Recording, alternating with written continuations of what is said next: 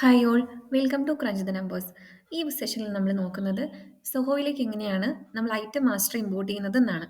കഴിഞ്ഞൊരു വീഡിയോയിൽ മാനുവലായിട്ട് ഒരു സർവീസ് ഐറ്റവും അതേപോലെ തന്നെ ഒരു ഇൻവെന്ററി ഐറ്റവും ആഡ് ചെയ്യുന്നത് കണ്ടു. ഇനി നമ്മൾ എക്സൽ വഴി ബൾക്കായിട്ട് എങ്ങനെയാണ് ഇവിടേക്ക് അപ്ഡേറ്റ് ചെയ്യുന്നതെന്നാണ് നോക്കുന്നത്. ഇപ്പം നമ്മൾക്ക് ലാർജ് നമ്പർ ഓഫ് ഐറ്റംസ് ഉണ്ടെങ്കിൽ മാനുവലായിട്ട് എൻ്റർ ചെയ്യുക എന്ന് പറയുന്നത് ബുദ്ധിമുട്ടായിരിക്കും. അപ്പോൾ നമ്മൾ യൂസ് ചെയ്യേണ്ട മെത്തേഡാണ് എക്സൽ വഴി ഇവിടേക്ക് ഇമ്പോർട്ട് ചെയ്യുക എന്നുള്ളത്. അതിനായിട്ട് നമ്മൾ ഫസ്റ്റ് ചെയ്യേണ്ടത് നമ്മുടെ എക്സിസ്റ്റിംഗ് സോഫ്റ്റ്വെയറിൽ നിന്ന് ഇതുപോലെ ഒരു ഷീറ്റ് എക്സ്പോർട്ട് ചെയ്തെടുക്കുക എന്നുള്ളതാണ്. നമുക്ക് ഏത് സോഫ്റ്റ്വെയറിലാണെങ്കിലും ഒരു ഐറ്റം മാസ്റ്റർ അവൈലബിൾ ആയിരിക്കും. അതിൽ നമ്മൾ എക്സലിലോട്ട് എക്സ്പോർട്ട് ചെയ്തെടുക്കുക. അതിൽ വേണ്ടുന്ന കാര്യങ്ങൾ എന്ന് പറയുന്നത് പ്രൊഡക്റ്റിൻ്റെ നെയിം, SKU ഉണ്ടെങ്കിൽ അത്, അതുപോലെ സെല്ലിംഗ് റേറ്റ്, പർച്ചേസ് റേറ്റ്, ഇത് മാൻഡേറ്ററി അല്ല, 0 ആണെങ്കിലും കൊടുത്താൽ മതി. അതിനുശേഷം GSTൻ്റെ റേറ്റ്, HSN കോഡ്, ഇത്രയും കാര്യങ്ങളാണ് നമുക്ക് വേണ്ടത്. നമ്മൾ ഫസ്റ്റ് ചെയ്യേണ്ടത് ഇവിടെ വന്നിട്ട് ഒരു പ്രൊഡക്റ്റ് നമ്മൾ മാനുവലായിട്ട് ക്രിയേറ്റ് ചെയ്യുക എന്നുള്ളതാണ്. ഇവിടെ നമ്മൾ ഓൾറെഡി ഒരു പ്രൊഡക്റ്റ് മാനുവലായിട്ട് ക്രിയേറ്റ് ചെയ്തിട്ടുണ്ട്. അതിനുശേഷം നമ്മൾ ഇത് എക്സ്പോർട്ട് ചെയ്യുക എക്സലിലോട്ട്. ഇവിടെ എക്സ്പോർട്ടിൽ എക്സ്പോർട്ട് ഐറ്റംസ് എന്നുള്ളത് കൊടുക്കുക. ഇവിടെ നമ്മൾ XLS എന്നുള്ളത് കൊടുത്തിട്ട് എക്സ്പോർട്ട് ചെയ്യാം.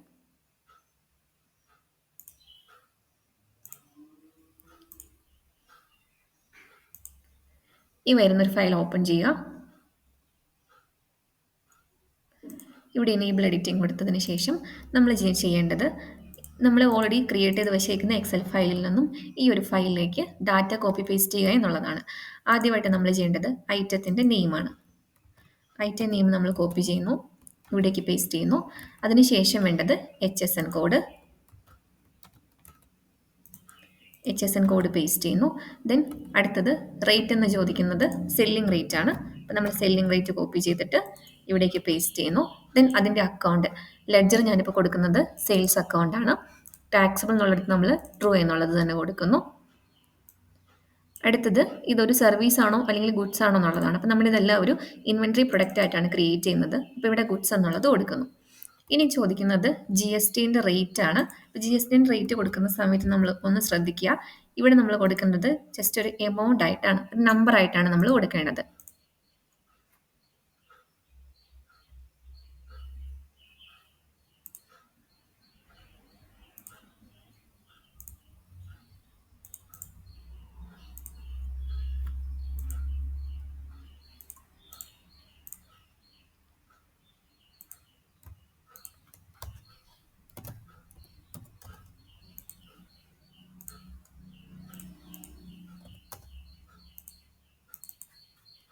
ഇപ്പോൾ നമ്മൾക്ക് പെർസെൻറ്റേജിലാണ് നമ്മുടെ സോഫ്റ്റ്വെയറിൽ നിന്ന് എക്സ്പോർട്ട് ചെയ്ത് വരുന്നതെങ്കിൽ നിങ്ങൾക്ക് ഇതുപോലെ എന്തെങ്കിലും ഒരു ഫോർമുല യൂസ് ചെയ്തിട്ട് അത് നമ്പറിലേക്ക് കൺവേർട്ട് ചെയ്യാവുന്നതാണ്. അതേപോലെ തന്നെ നമ്മൾ ഇവിടെയും ഈ സെയിം പെർസെൻറ്റേജ് തന്നെ കോപ്പി ചെയ്ത് കൊടുക്കുന്നു. ഇവിടെ നമ്മൾ ഇൻട്രാ-സ്റ്റേറ്റിൻ്റെ ടാക്സ് റേറ്റ് ആണ് കൊടുത്തത്. ഇവിടെ ഇൻ്റർ സ്റ്റേറ്റിൻ്റെ ടാക്സ് റേറ്റ് ആണ് കൊടുക്കുന്നത്. അതിനുശേഷം നമ്മൾ ഇതുപോലെ ഒന്ന് ഫിൽറ്റർ ചെയ്തിട്ട് ഇതിൻ്റെ ടാക്സിൻ്റെ നെയിം ഒന്ന് കൊടുക്കേണ്ടതായിട്ടുണ്ട്. അപ്പോൾ ഇവിടെ നമ്മൾ 18% ചൂസ് ചെയ്യുക. അവിടെ GST 18 എന്നുള്ളത് തന്നെയാണ് വേണ്ടത്, IGST 18. അതിനുശേഷം നമ്മൾ 12% ചൂസ് ചെയ്യുക.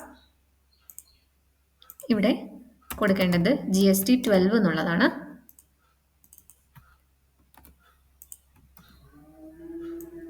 GST 12 എന്നുള്ളത് കൊടുക്കുന്നു. അതേപോലെ തന്നെ ഇവിടെയും IGST 12 എന്നുള്ളത് കൊടുത്തിട്ട് നമ്മൾ ബാക്കി കോളത്തിലേക്ക് അതിനെ പേസ്റ്റ് ചെയ്യുന്നു.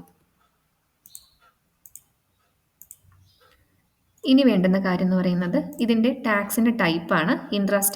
സ്റ്റേറ്റ് ടാക്സിൻ്റെ ടൈപ്പ് ഗ്രൂപ്പ് എന്നുള്ളതായിരിക്കും. അതേപോലെ തന്നെ ഇൻ്റർ സ്റ്റേറ്റിൻ്റെ സിമ്പിൾ എന്നുള്ളതായിരിക്കും.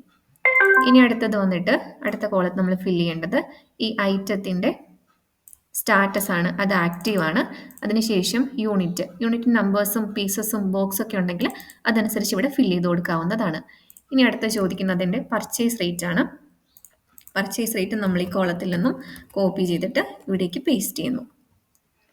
നെക്സ്റ്റ് വന്നിട്ട് ഇതിൻ്റെ പർച്ചേസ് അക്കൗണ്ട് ആണ്. ഇതിൻ്റെ കോസ്റ്റ് പോവേണ്ടത് പർച്ചേസ് എന്നുള്ള അക്കൗണ്ടാണ് നിങ്ങൾ ഓപ്റ്റ് ചെയ്യുന്നതെങ്കിൽ നമുക്ക് ചാർട്ട് ഓഫ് അക്കൗണ്ട്സിൽ പർച്ചേസ് എന്നുള്ള ലെഡ്ജർ ക്രിയേറ്റ് ചെയ്തിട്ട് ഇവിടെ വന്ന് കൊടുക്കാവുന്നതാണ്. ഇല്ല, കോസ്റ്റ് ഓഫ് ഗുഡ്സ് ഉള്ളത് തന്നെയാണെങ്കിൽ ഇതിവിടേക്ക് നമുക്ക് ഡ്രാഗ് ചെയ്താൽ മതി.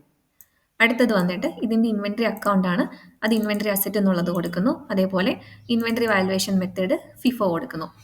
ഇതിപ്പോൾ നമ്മളിങ്ങനെ കൊടുക്കാൻ നമുക്ക് ഏറ്റവും എളുപ്പമായിട്ട് വന്നതിന് കാരണം നമ്മളൊരു പ്രൊഡക്റ്റ് മാനുവലി ക്രിയേറ്റ് ചെയ്തിട്ട് അത് എക്സ്പോർട്ട് ചെയ്തെടുത്തതുകൊണ്ടാണ്. അപ്പോൾ നമുക്ക് ഓൾറെഡി എൻ്റർ ചെയ്ത ഫീൽഡ് എല്ലാം ഇവിടേക്ക് വരും. അപ്പോൾ അതനുസരിച്ച് തന്നെ നമ്മൾ ബാക്കി ഫീൽഡ് എല്ലാം ഫില്ല് ചെയ്താൽ മതിയാവും.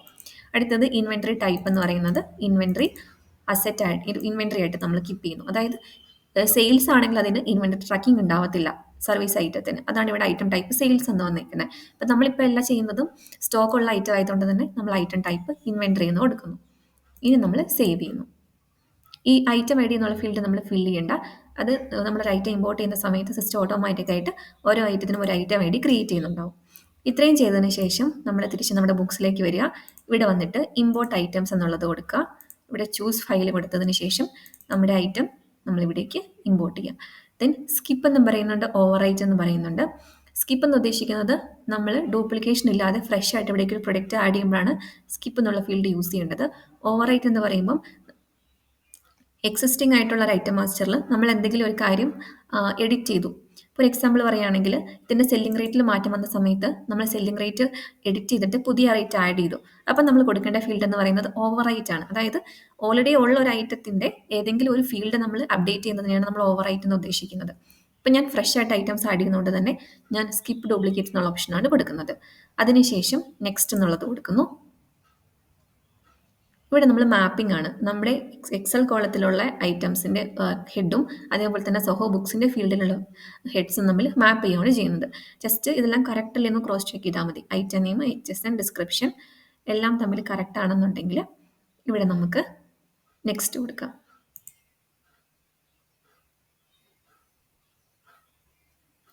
ഇപ്പോൾ ഇവരെ കാണിക്കുന്നുണ്ടാവും നമ്പർ ഓഫ് റെക്കോർഡ് സ്കിപ്ഡ്. അതായത് ഇമ്പോർട്ട് ചെയ്യുന്ന സമയത്ത് ഈ രണ്ട് റോ എന്ന് പറയുന്നത് ഇവർ സ്കിപ്പ് ചെയ്തിട്ടുണ്ട്. അതിൻ്റെ റീസൺ ഇവിടെ ക്ലിക്ക് ചെയ്യുമ്പോൾ നമുക്ക് കാണാൻ പറ്റും.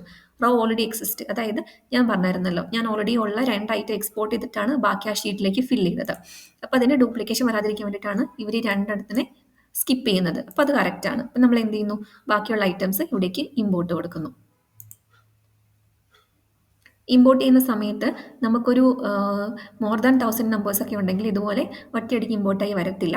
ഇപ്പം നമുക്ക് ഇതുപോലെ ജനറേറ്റ് സമ്മറി എന്ന് വരും. അതിനുശേഷം ഒരു 30 മിനിറ്റ്സോ 1 hour ഒക്കെ കഴിയുമ്പോഴാണ് സമ്മറി ജനറേറ്റ് ആയി വരുന്നത്. അപ്പോൾ സമ്മറിയിൽ നമുക്ക് കാണാം ഇതുപോലെ അതിൻ്റെ സ്റ്റാറ്റസ്, എത്ര പ്രൊഡക്റ്റ് ഇമ്പോർട്ട് ആവാൻ റെഡി ആയിട്ടുണ്ട്, എത്ര എണ്ണം സിസ്റ്റം സ്കിപ്പ് ചെയ്യുന്നുണ്ടെന്ന് കാണാൻ പറ്റും.